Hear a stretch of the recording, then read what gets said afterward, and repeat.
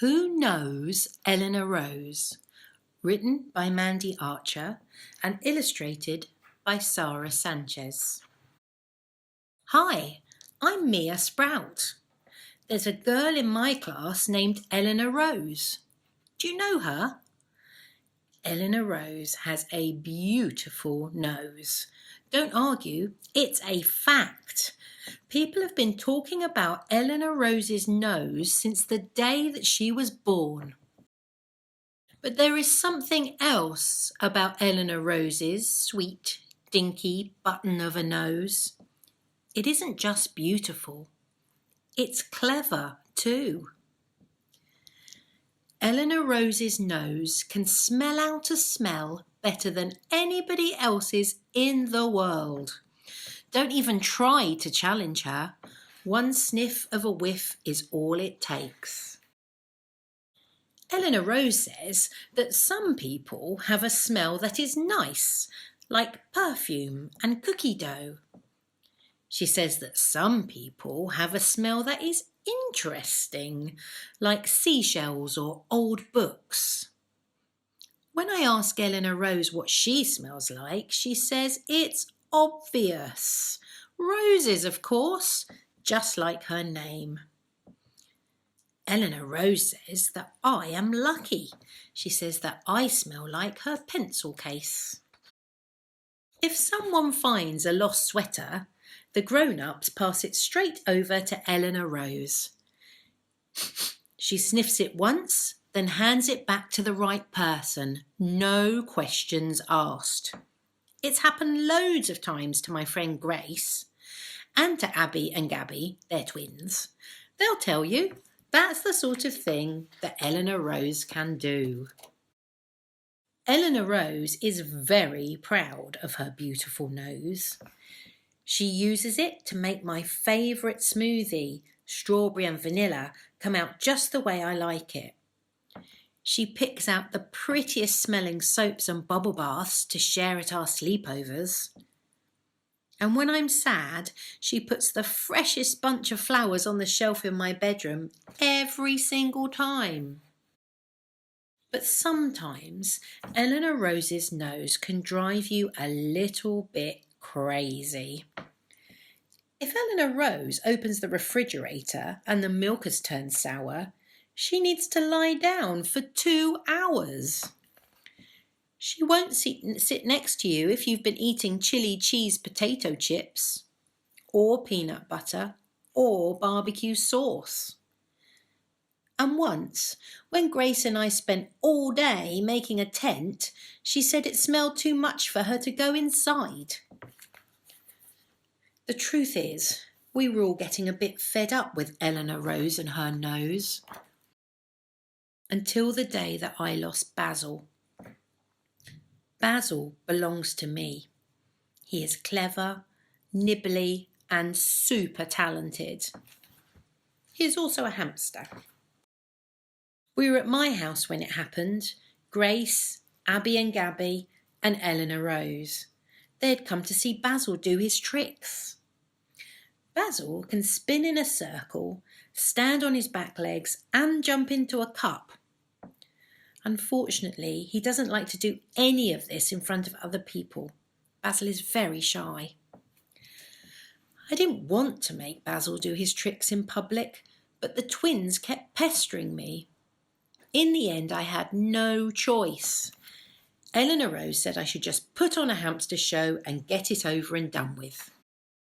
The hamster show didn't start well. I could tell Basil was nervous. When I introduced him, he wouldn't even come out of his house. I tried calling. I tried poking his straw. I tried making a trail of sunflower seeds. Nothing worked. Basil was not in the mood. In the end, I had to reach in and pick Basil up. And that's when the worst thing ever happened. Eleanor Rose sneezed and I dropped him on the floor. Basil ran underneath my beanbag.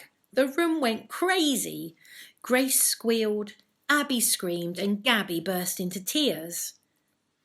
Eleanor Rose didn't do anything. She just sat there with her nose in the air. First I was sad. Then I was mad. "Eleanor Rose," I shouted, "look what your nose has done now." "Please don't be mean," said Gabby, crying even louder. "We want to go home," said Abby. "Nobody's going home," I yelled. "We need to find Basil." Then I realised the awful truth. Basil was gone. I had to tell my mum. "Who's coming with me?" I asked.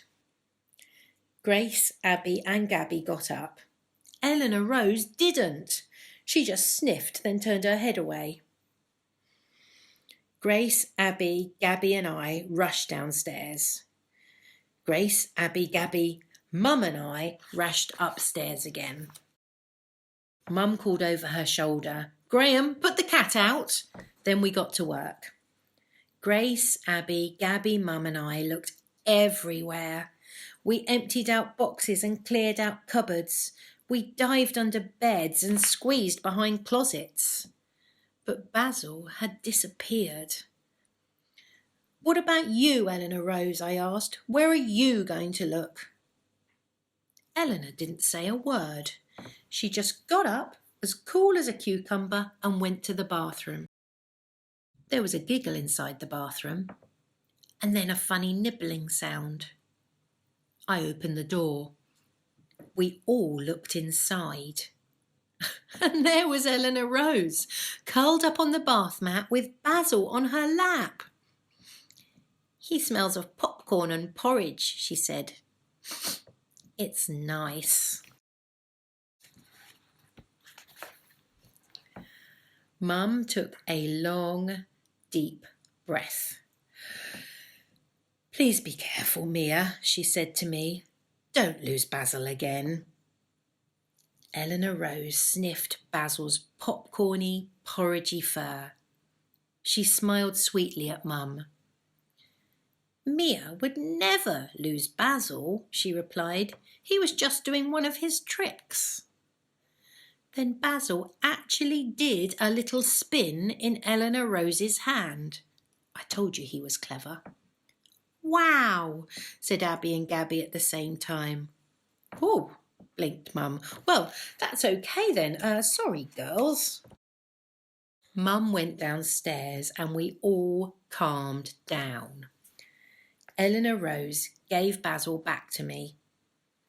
"He was all snuggled up, all cosy underneath the towels," she said.